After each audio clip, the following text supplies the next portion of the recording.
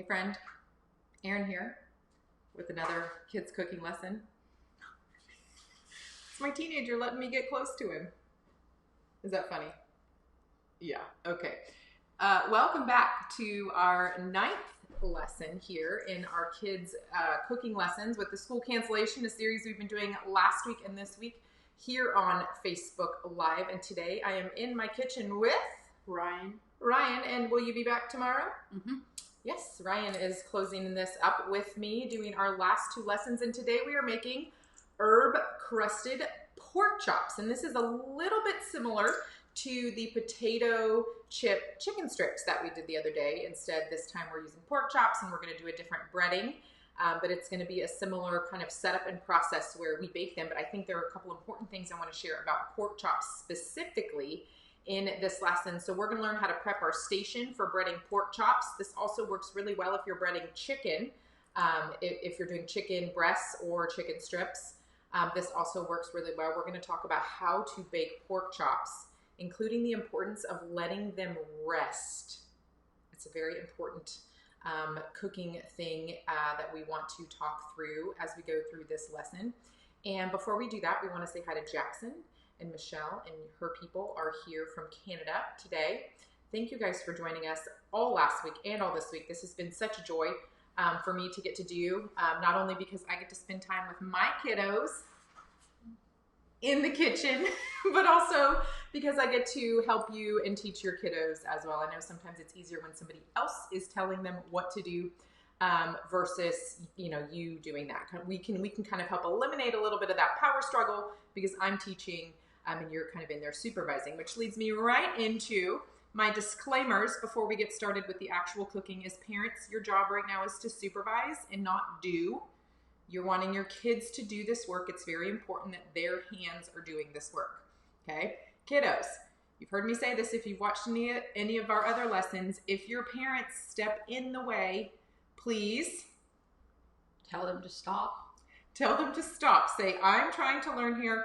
Politely, respectfully tell them, nope, this is my job. Please supervise. Please help me. If they need help, obviously, younger kiddos especially, if they're working with something like raw meat or sharp knives, please guide their hands. Please supervise them washing hands. Please be right there when the pans are hot and things like that. So those are my quick disclaimers. So let's jump in. Hit me up with some hearts and some shares if you're ready to cook. We are making herb crusted pork chops today. We had a little bit of a snafu in that our pork chops are still a little bit, they're a little bit frozen. They're mostly thawed out, but they're going to be okay because we're breading them and because they're going to be baked. I'm not worried about baking them from partially frozen, but most likely your pork chops are not partially frozen, so you don't need to worry about that. Angie, I don't think we have anything to vote on again today. That was so fun. The other day we voted on which type of pasta to use. And we should have voted on which type of cheese at the grilled cheese last week. But I think today is going to be pretty straightforward as far as what we're actually cooking. So the first thing we need to do, Ryan, please, we need to preheat the oven to 375. So you got to tap bake. Not that one. The other one. Cancel. The other, yeah, regular bake, and then 375, and then start. Okay, so we are preheating the oven. That is kicked on. And let me make sure that our camera is working on the other side. It looks like it's okay. I'm gonna need to adjust it really quickly. So you don't see, you can see this, our camera's sitting on cookie sheets. Let me just adjust it. Sorry, hello, watch.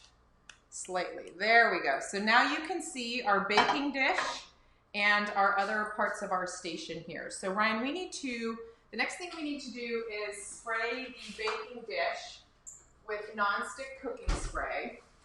This is a breaded pork chop, so we don't want it to stick to the bottom. So just give that one coat, maybe a touch more over there. Yep, perfect. All right, so that is now lightly greased.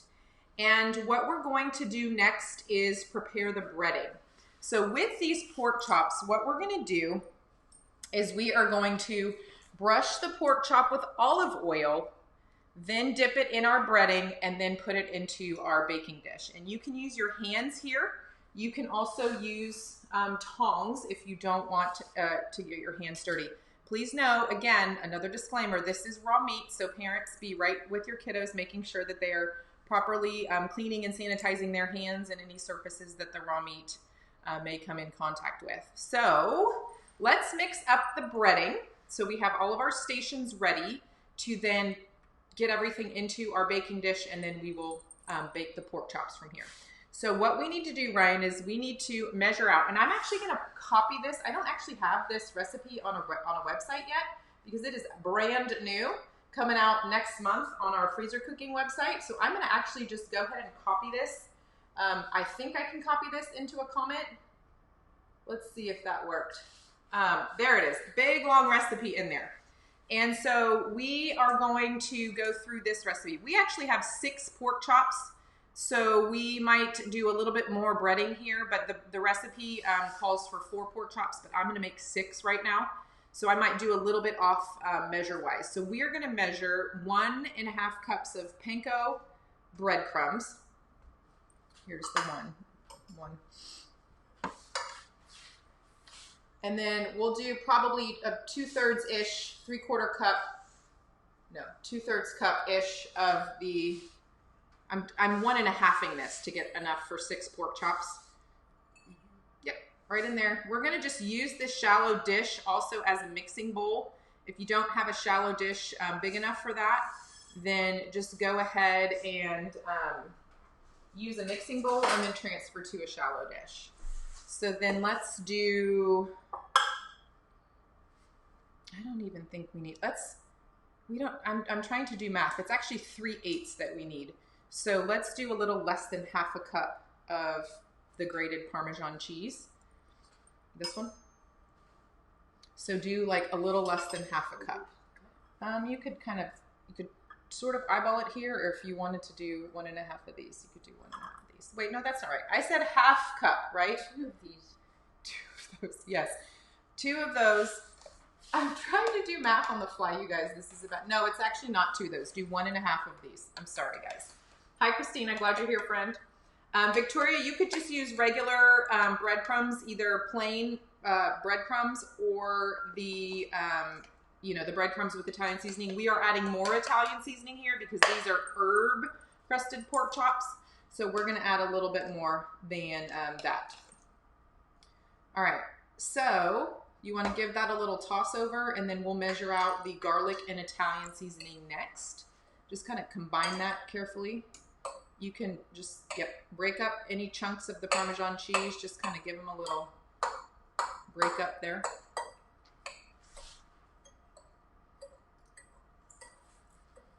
You spilled.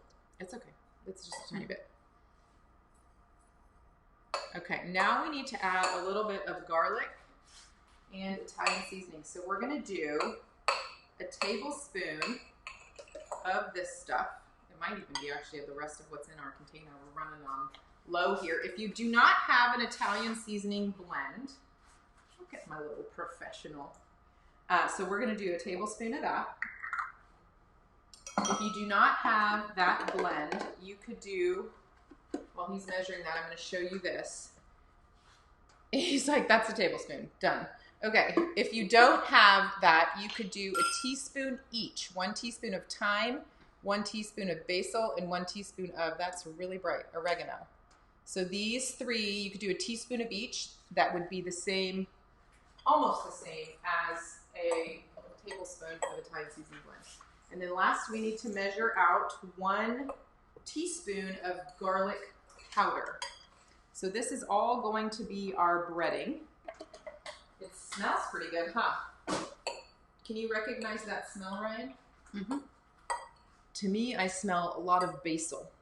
Basil is a base spice or base herb in an Italian seasoning blend, and it's coming out real strong right now. Okay, and can you do 1 teaspoon of garlic powder? And then our breading, and we'll mix that in. This one, yep. We'll mix that into our breading, and then we will be ready to go with our brush the pork chop with olive oil.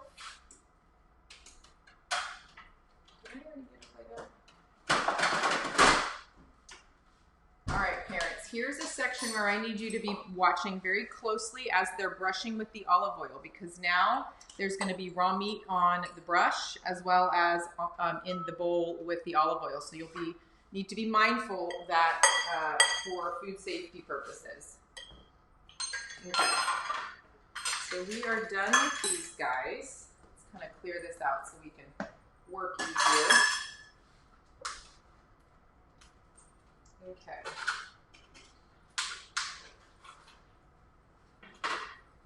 So what we're going to do is you can again use tongs, or you could just use your fingers. If you're using your hands, you need to be ready to wash your hands.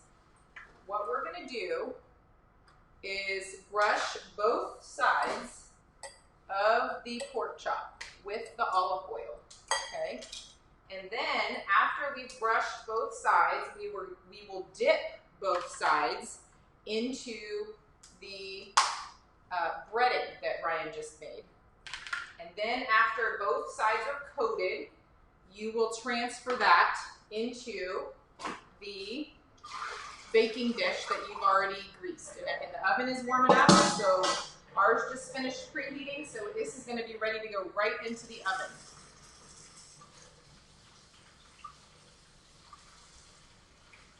All right, Bubba, do you understand what's happening here? Mm-hmm. All right, are you ready to go? Mm-hmm. Let me, you know what I might do is kind of move all this a little closer together. So this is really kind of like in a line. So you guys want to kind of station all of this so that it's in a line. Maybe we'll do it so everybody can see it like this. So it's all like close together. And then I'm going to move this down. Perfect. And again, the tongs are, if you want to use those instead of your hands, you could do that. Do we do one at a time? Or just... I would do one at a time. So, yeah, you can bread the sides sort of. You might be able to get a little breading, but if it doesn't, we really just want both sides to be coated really nicely. Christina, yes, this is Ryan. He is 14. Maybe do it one more time to get it, like press it in the coating a little bit. There you go. Perfect. Ooh, that looks good. Okay. And then if you see any like spots that are kind of missing, all you need to do is just sprinkle a little bit right there, and you can just sort of press it into the meat like this. Okay, Ryan's gonna start working on the next one.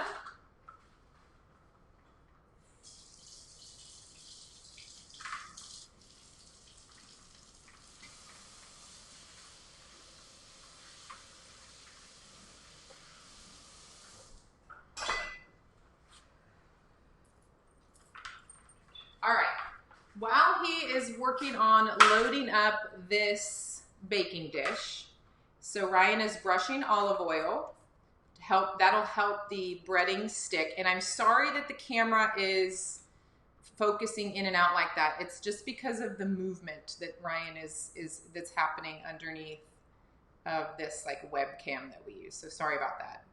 Maybe move a little slower, bud. Not too slow because we'll be here forever. So let me talk to you about how this is going to, how we're going to bake these. So we have the oven preheating to 375, and really the baking time is really dependent on the thickness of a pork chop. Pork chops are, we're going to need another pan. Pork chops are very sensitive, and one of the most common complaints that we hear and that I have seen and read too, just online and other places and comments and whatnot, is that my pork chops are dried out or they're overcooked. And that's because you're probably cooking them a little bit too long. So pork chops will continue to cook, and it's recommended that you let them rest and cook for 5 minutes. So that doesn't mean take 5 minutes away from the cooking time. It just means that know that the last 5 minutes of cooking is going to happen sort of outside of the oven while the meat rests, if that makes sense. I'm hoping I'm explaining that in a way that makes sense. So you do need to cook it until it's, you know, cooked through. but you don't want to overcook it because it will continue to cook in that 5 minutes after you take it out of the oven or the skillet, or the grill, however you're cooking it, and it will essentially finish cooking, if you will. So that's an important thing to know and understand when cooking pork chops. So again, the cooking time is dependent on the thickness of the pork chop. So a thinner pork chop can be cooked in as little as 15 minutes if it's cut really thin. And a thicker pork chop, if you've ever purchased pork chops from Costco, they're like chops. They're like 1.5 inches thick, and those obviously take a lot longer to cook. And I don't know if you can tell from what Ryan is putting into our pan here, but these are a solid inch in the fattest place on the meat. And so these are probably going to be closer to the 35 to 40 minute range. In the recipe that I posted in the comments, I believe it says 30 to 40. This is kind of like a trial and error thing. Obviously you need to cook it until the pork is cooked through, but also know you have that 5 minutes of rest to work with as well. So if you have thinner pork chops, maybe start at 20 or 25 minutes and then check them. And if they need to be baked longer, bake them longer. I think with pork chops, again, because they have a tendency to be overcooked or sometimes dried out, because you cook them too long, err on the side of cook shorter, check to see if they're done, and then add, put them back into the oven or back into the skillet or the grill or whatever if you need to, if they need to have a little bit longer time to cook all the way through and to then rest.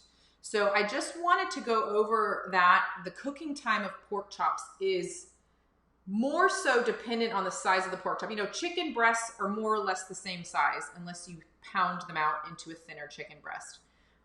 The pork chops the cooking time varies a little bit more depending on how they were cut in the store, okay?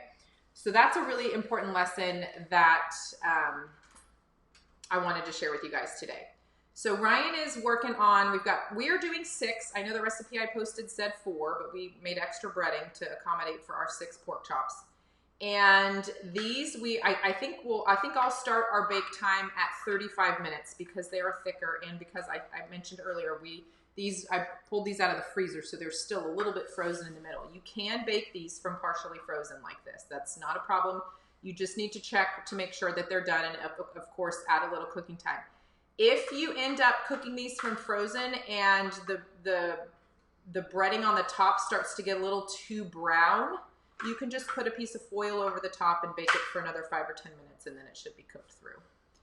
So there's a couple of other little tidbits and tricks for you about these pork chops. You guys, don't you kind of think Ryan looks like he could be like a professional chef? He's just like so focused and like intent on getting these pork chops. Like, hit him up with some love, you guys. Hit him up with some likes and hearts. If you think that he is just like got this pork chop thing figured out. Are you excited to have these? You love pork chops, don't you? All right, these are gonna be great. How to make these with chicken while we're finishing these up. How to make these with chicken. What you're gonna do is you could use boneless, skinless chicken breasts, trim them off, and you could do this basically just the same way. Chicken breasts are a little bit different. The thickness of these pork chops is pretty consistent from end to end of the pork chop. And chicken breasts are a little bit different because they have, one end is a little bit fatter than the other end, right? Like, I don't know how to say this, but yeah, the tail of the chicken breast is thinner. So that's gonna cook faster, obviously. So when I do a breaded chicken like this, I like to take my meat tenderizer, which I do not see right here. It's like a little mallet and has those little spiky things on the end. I like to take the meat tenderizer and lightly pound out the thicker side just to make it a little bit more even. And I don't do that with many recipes, but I prefer to do that with breaded recipes like this one because it just helps the chicken cook through a little bit more evenly and we don't end up with one end of the chicken breast sort of, I don't know, dried out, if you will. So we want to make sure that if you are going to do this with chicken breasts, that you just lightly pound that out. Some people, if you don't have a meat tenderizer, another thing you could do is put the chicken inside of a like a baggie, like a plastic baggie, and then like pound it with your like rolling pin or something like that. Anything that's heavy. I think this might work if you have a potato masher. You could put it in, well, you could just use a potato masher on the meat. I would maybe put it in a bag if I was not using a meat tenderizer. Ooh, those did fit. I was gonna get you another pan. Okay, why don't you wash your hands real good. And then, what do you think we make the coating on the top just a little bit thicker? You wanna do that? Okay, there's a couple of spots. He did a good job pressing, but I want to be a little bit more aggressive with our breading. So what I'm gonna do is just sort of sprinkle and spread and then press, okay? I like to do this on the top. The bottom the top is the one that's exposed more to the heat. And so you wanna have a little bit of a thicker, easy now. You wanna have a little bit of a thicker coating on the top. And so because we have this extra breading here, we're just gonna do that. And then you wanna press it into the meat a little bit. Okay. What do you think, bud? Do you think these are ready? Okay, now he's just playing. Okay, that's good, dude. You're funny. All right. This is gonna be so good. It smells amazing. I guess this is what we're having for lunch. Okay, let us both wash our hands and then we're gonna put that in the oven. All right, if you guys have any questions about this, just let me know. We'll clean up afterwards. They don't need to watch us clean up. It's okay. We're gonna wash our hands, put this in the oven, and then we will bake these. I said I'm gonna do these for 35 minutes because of the thickness of this particular one, and that cooking time is something that's gonna be a little bit, I don't know, you kind of have to experiment with, you know, the particular cut that you even bought. I check every time I get pork chops. I'm like, okay, these are going to be 30 minutes. These are, so you'll, an inch, start with maybe a benchmark could be, if it's an inch thick, start with 35 minutes. If it's 3/4 of an inch, maybe 25 to 30 minutes. So just kind of, I mean, if you really want to measure it, you could. But with time and experience, you'll be able to kind of eyeball that thickness and then determine the best cooking time. So recap, Brian, you want to put that into the oven while I do a recap? We preheated for herbed crusted pork chops. We preheated the oven. Preheated. No. We preheat. Grammar. I forgot about grammar. School gets canceled and I forget about grammar. We preheat the oven to 375. We greased a 9 by 13 inch baking dish. We did 6 pork chops. We set in a bowl with a little brush, a tablespoon or 2 of olive oil. That gets brushed directly onto the pork chops, both sides and the edges if you'd like. We then put into the other shallow dish the breading, which was a cup of panko breadcrumbs, a 1/4 cup of Parmesan cheese, a tablespoon of Italian seasoning, a teaspoon of garlic powder. I didn't add any salt and pepper now. I will add salt and pepper later. The Parmesan cheese does have quite a bit of salt in it, so you probably don't need to add salt and pepper to the breading. And then but I will salt and pepper them, on our dinner plates. Once we we pressed the breading onto both sides, put them into the baking dish. What did we do at the end? We put them in the oven. Before that?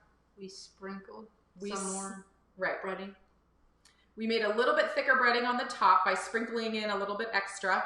Remember, that was all raw meat, so we need to throw away any leftover breadcrumbs and Parmesan cheese. That mixture is now, quote, contaminated. So unless you're going to use it for another tray, if you have more meat, you could do that, but you need to throw it away. And then we press that into the meat a little bit. And last but not least, put it in the oven. Put it in the oven, 375. I am doing 35 minutes for this particular thickness. I mentioned an inch, 35-ish minutes. Check for doneness at the end of the baking cycle. If they're not done, put them right back in. And remember, you need to let them rest for 5 minutes before cutting them and serving them. And that's just a general pork rule, if you will.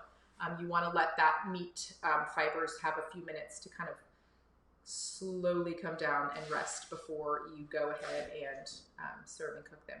So, what are we making tomorrow? I have no idea. You don't remember? No. The reason you picked it? They want burgers. Okay. We had a little miscommunication earlier in the week, or last weekend when we were picking who was making what. I said we were making cheeseburger pasta skillet, which is essentially like a homemade hamburger helper, if you will. So we're gonna brown the ground beef, add some sauce, add the pasta, cook it all in the same skillet. This is a really fantastic cooking strategy I'm gonna teach you tomorrow for like pasta skillets in general. Well, he thought I said cheeseburgers, like we're gonna grill them. And so, but I think you're still excited to make it because I know you like this type of kind of cheeseburger pasta skillet type meal. I don't like cheeseburgers. You like hamburgers, yeah. But this cheeseburger pasta skillet is going to be essentially like a homemade hamburger helper, if that makes sense. So we will be back at noon tomorrow to make that. You ready? Will you give me a high five, or is that not cool? Okay. All right, guys. Thanks for joining us today. You can get all the kids cooking lessons here on our Facebook under videos, on our YouTube channel, as well as on the top of the $5 Dinners blog. That's $5dinners.com/blog. Have a great rest of your day. Enjoy these pork chops, and we will see you again tomorrow for the next lesson.